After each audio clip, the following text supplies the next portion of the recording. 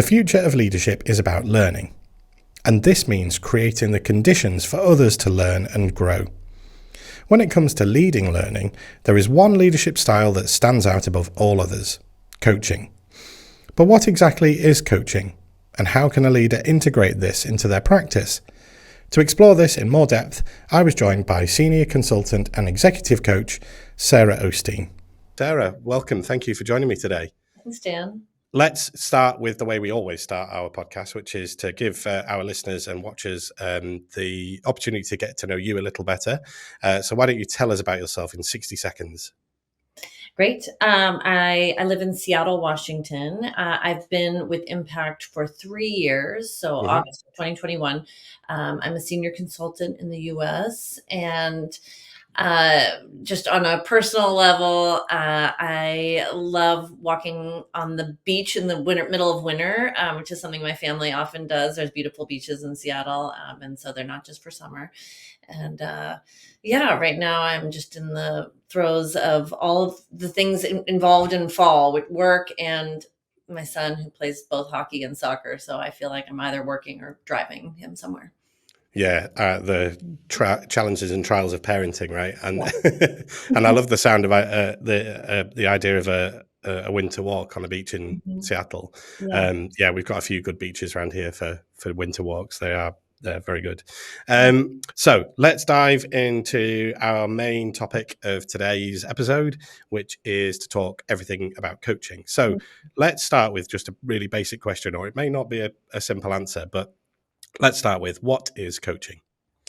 Yeah, I mean, I think at its most basic, coaching is about a leader asking questions instead of providing answers. So, really serving in a role to support a direct report or a peer, or sometimes even another leader, instead of judging them or instead of just directing them. And it's about facilitating development and growth, rather than just doling out tasks or giving an explanation. So if we could dive a bit deeper into that then. So could anybody coach, for example, or does it take a certain type of person? I think anybody can be a coach. Absolutely. I think there are certain roles within organizations that lend themselves more to coaching, particularly when you have direct reports. But yeah, even if you're an individual contributor, there's opportunities to coach peers. And in fact, it's a great skill to start develop if you are interested in moving up within an organization, Mhm. starting to practice having those coaching conversations where you are both challenging and supporting others. Yeah, interesting. And so have you got any sort of rough examples that could maybe help um, give one of our audience the sense of what a sort of a coaching experience looks like? Have you got any maybe success stories that you could share? Sure. Yeah. I mean, I think some of my favorite success stories are ones where the coachee started the relationship with me with some hesitation or reticence because they're not necessarily bought into the concept of coaching. Mm, And so some of those people tend to be quite successful in their role. They don't necessarily feel like they need any development. They've received accolades for the work that they've done. They've moved up within the organization. But oftentimes, particularly in certain industries like technology or in science, those folks have not really developed strong people skills or working with others or developed their own coaching skills for their own teams. And mm. so those are people that I find a lot of excitement working with because there's really an opportunity to start to explore what it looks like to be a really human-centric leader and to be a great coach. So through the coaching that I do, I like to ask a lot of questions to understand how people approach the culture at their work and Mm. how their goals and values align with their team. And so there's a couple of examples that I can think of where one in particular, I had a coachee um, join the coaching relationship we had engaged in. The agreement was that there were going to be 6 coaching sessions over the course of 6 months, with some assessments spread out between. And he said in the very first meeting, I really don't believe in this. Not only do I not have the time, but I'm really struggling to understand the success around this. And Mm. I acknowledged it. I was like, well, I can totally understand that feeling. And, I was also kind of concerned because it made me think, well, perhaps he's being told to do this, and this is going to be more challenging. However, what ended up happening was, as we started talking about his growth as an individual and as an employee, it was so clear that he was just able to do his work more rapidly and with better accuracy on his own, rather than effectively leveraging his direct reports through Mm. effective delegating. And one of the first concepts that we explored was this idea of delegating and what it looks like to do that effectively.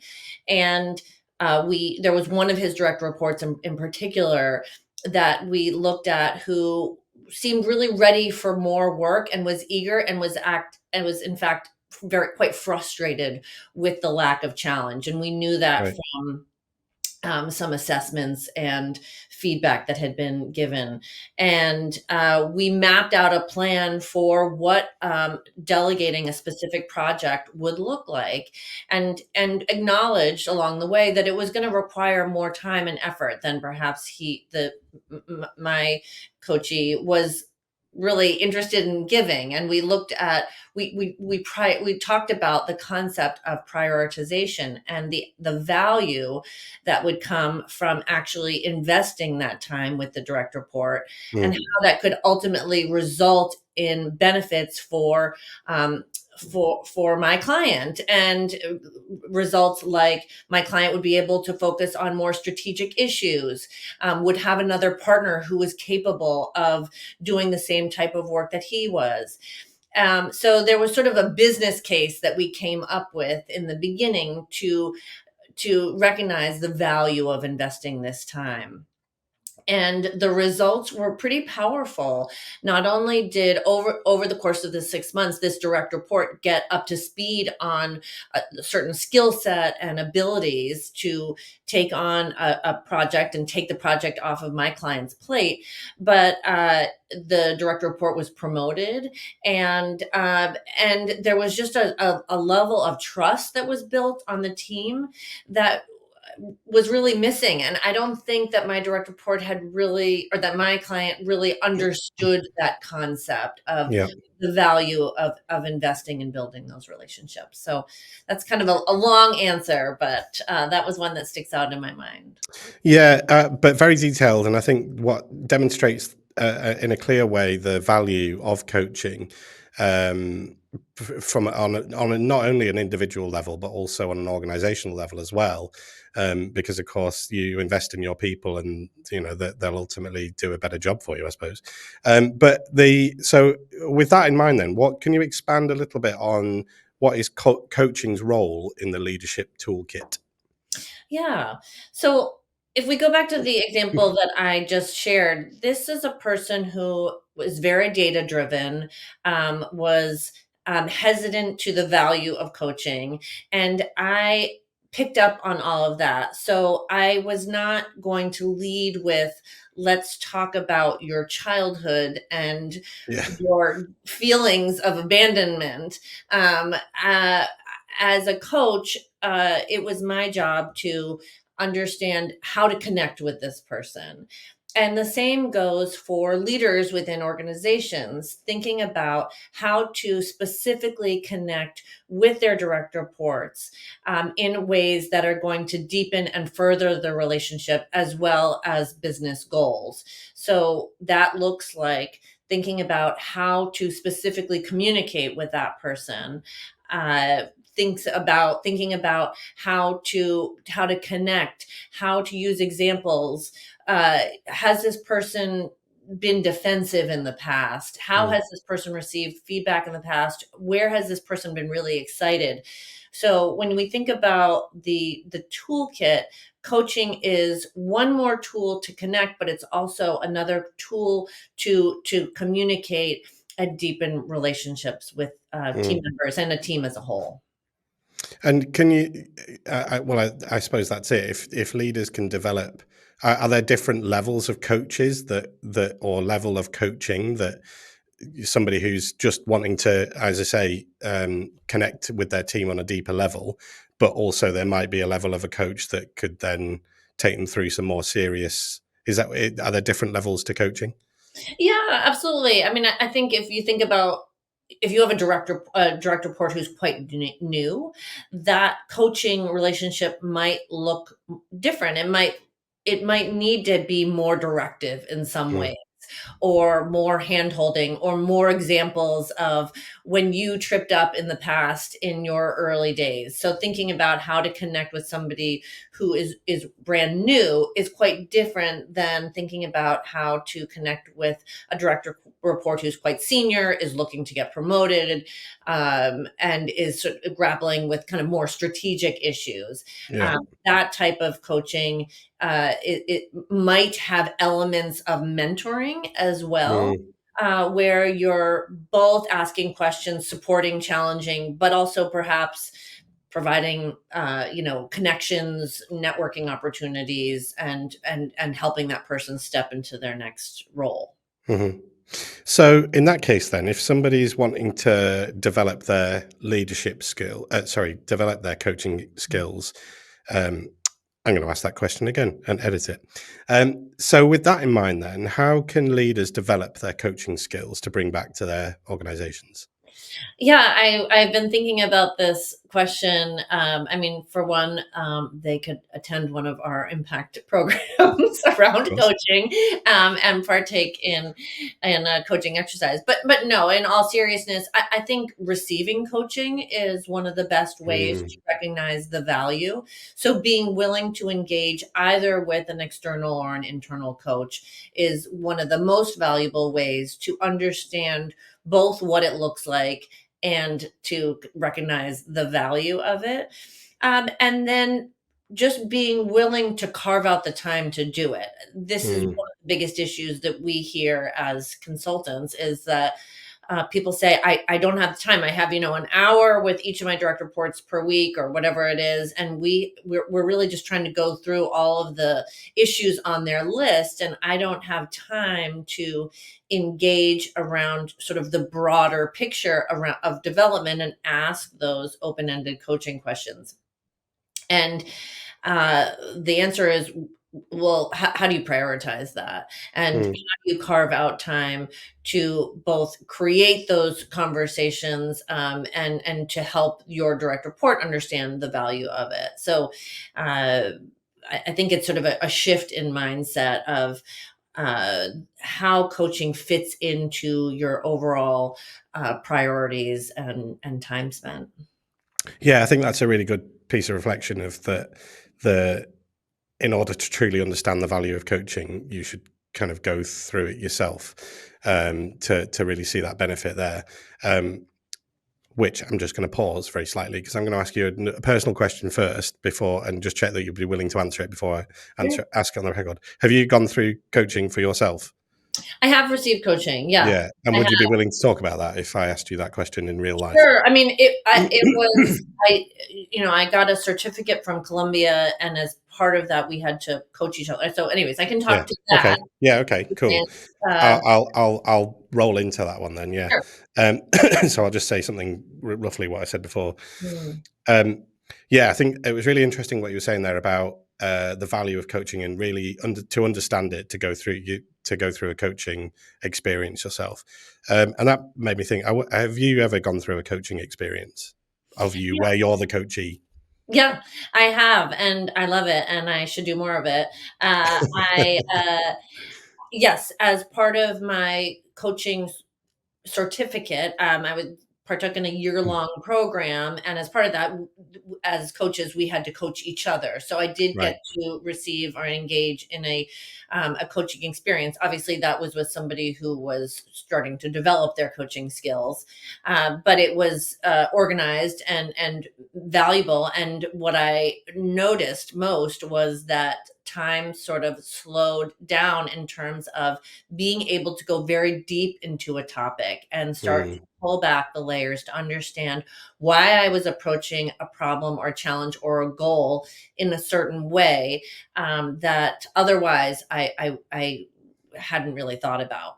I would say I also engage with in coaching with members of the consulting team. We coach each other Right. informally on a pretty regular basis, and just being asked some of those questions to reflect on what is happening for you right now in this meeting. How are you feeling when you think about this strategic concept? Moments when people pause to ask me those coaching questions, either in a team environment or one on one, are hugely valuable in causing me once again to kind of slow down and recognize or become aware of how I'm actually thinking about an issue and what I might be missing. Mm, that's fascinating, and yeah, to hear it being played out real life within amongst your own team Mhm. is fascinating as well. And I yeah, I wonder how many people out there are still living that, having been through that experience themselves. And yeah, maybe that there'd be some if people maybe feel like they've come unstuck, then they can research into it more and see if they can go under in undertake some coaching of their own. So looking to the future, then I have we're coming to the end of this episode. I'm sad to say, but if we were to look to the future, what would be what do you how do you see leadership evolving in the next decade? Yeah, we've just come out of this like Zoom boom, right? Where Mm, all coaching was taking place virtually. I mean, I shouldn't say we're just coming out of it. We've been out of it for a while now, but uh it's that, which is not all bad. I think the future of coaching looks like it is very integrated within an organization. So uh, we're talking about if we're talking about executive coaching, for example, or leadership coaching, um, that looks like it is very connected to the organizational goals, as well as the individual person's growth. So mm, continuing to do the work that Impact does now, leveraging assessments, leveraging feedback from peers more so. That's something I hope as an organization we can start to do, where we have the opportunity to interview other members of our coachees team to get the full picture. But thinking more holistically around what does growth look like for this individual within an organization, and how does mm, that align with the organizational goals and values? More of that. I think there is a desire to have more, just logistically, more face to face. I'm seeing more coaches travel, um, right. jump on planes to have meetings with their coachees, or observe them in day long meetings.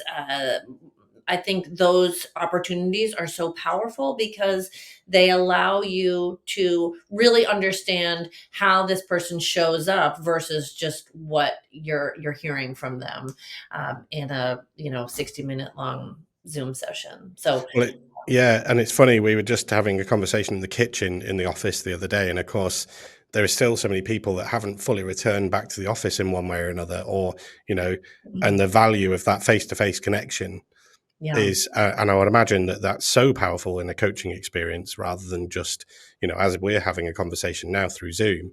I would imagine the experience would be totally different if we were sat next to each other. So to apply that to coaching would be invaluable, I'm sure. Just Um, a funny story about that quickly. I have a client that I've been coaching for a year. We've only ever met on virtual platforms. mm, And we got to finally meet. She was in Seattle when we got to finally meet in person. And I rushed over, and I was wearing heels, and I'm 5'10", and she was like not even 5 feet tall. And it was just so funny because none of that mattered at all. No. But we just you realize that face-to-face experience has all these funny nuances that you would never pick up on virtually. It's true. It's true. Yeah. There's so many instances of that in it, which is kind of nice. And there is an element of maybe in some circumstances, virtual does suit well because then you remove things like certain biases and things. Yeah. But yeah, it's that's fascinating, isn't it? But yeah, it's really interesting to hear that. Listen, we've reached our final question. I'd like to ask you something that we ask all of our guests on every episode of our podcast, which is a bit of solo reflection. And that's to think back to the beginning of your career, knowing what you know now. What would be the best piece of advice you'd give your younger self? I think it would be to take bigger risks and to be willing to put myself out there in ways that I was hesitant to do. So, there was a couple opportunities that came along earlier on in my career to take part in opening an office in another location. And I just felt like maybe I wasn't up for the challenge, or I didn't want to leave my cozy life. And in hindsight, sometimes I wish that I had just been willing to go for it. And if it hadn't worked out, that's okay. You can do things in your 20s. You can make changes and you can return to what's comfortable later on. So I think it would be to take bigger swings. Really? That's interesting, because I usually, and this will be interesting to get your next answer, would be to kind of push back and say, are you living by your own advice now? And I wonder if 20 years on, would you still live by that advice? Take bigger swings. That's probably good advice for me today too. Yeah, I mean, I think that concept probably still exists. I feel like I have a certain skill set and strengths, and there are certainly times that I tend to just lean into what I know will work versus putting myself out there to develop skills or to become an expert in an area that I'm not as familiar with. So, for example, coaching is something I know I love. I have done a lot of it. I've had success. Sometimes I wonder, maybe I should practice other skills as well. Yeah, well, I put it this way: you're not alone in sitting in comfort zones, for sure. Like I can speak from experience in that area. Mm-hmm. Listen, Sarah, it's been brilliant chatting to you today, and I think we've all managed to learn a load more about coaching, what it is, and the purpose it can serve, and the value it can add. So, thank you ever so much for joining me on our podcast episode today. Thanks so much, Dan. We hope you enjoyed today's episode of In Good Company. If you would like to find out any more about Impact or the work we do, or perhaps you'd like to explore our leadership playbook, then you'll find all of the links that you need in the description of where you found today's episode. So thank you very much for tuning in, and until the next time, take care.